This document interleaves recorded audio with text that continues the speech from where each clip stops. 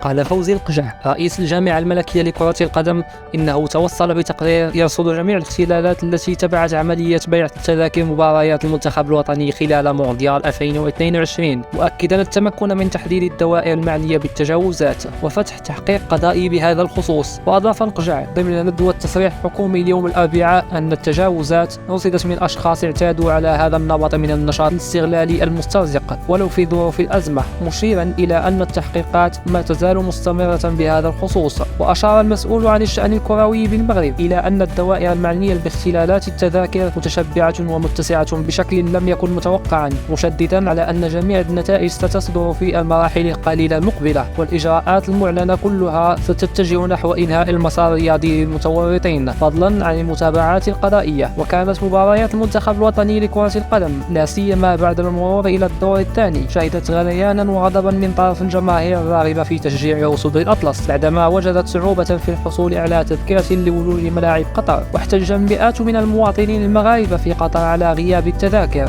متهمين مسؤولين جامعيين بالتلاعب فيها وبيعها، وهو ما دفع السلطات القطرية إلى وقف رحلات قادمة من المغرب إلى الدوحة.